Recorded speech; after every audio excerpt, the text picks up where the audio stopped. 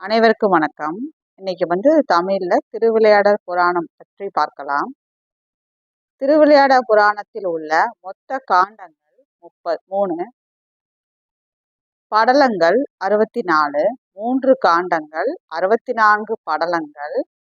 அதுல 3 காண்டங்கள் என்னென்ன அப்படின்னா மதுரை காண்டம், திருவாலவாய் காண்டம், கூடர் காண்டம்.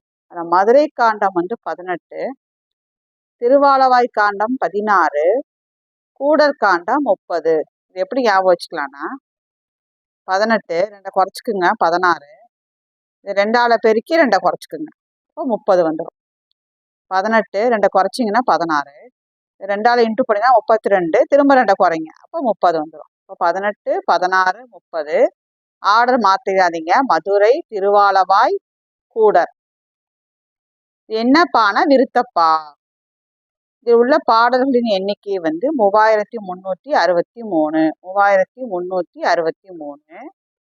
திருவிளையாட புராணமை எழுதியவர் பரஞ்சோதி முனிவர். இவர் பிறந்த ஊர் திருமறைக்காடு. இவர் வாழ்ந்த காலம் கிபி 17ஆம் நூற்றாண்டு. பரஞ்சோதி முனிவர் திருவிளையாட புராணம் எழுதியிருக்காரு. திருமறைக்காட்டுல பிறந்திருக்காரு. இவருடைய காலம் கிபி 17ஆம் நூற்றாண்டு. 3 காண்டங்கள் 64 படலங்கள். மதுரை காண்டம், திருவாலவாய் காண்டம், கூடர் காண்டம் 18 16 30. ஞாபகம் வச்சுக்கோங்க. நாளைக்கு வேற ஒரு இதில் சந்திப்போம். நன்றி, வணக்கம். சப்ஸ்கிரைப் பண்ணுங்க, சப்போர்ட் பண்ணுங்க. தேங்க்ஸ் ஃபார் வாட்சிங்.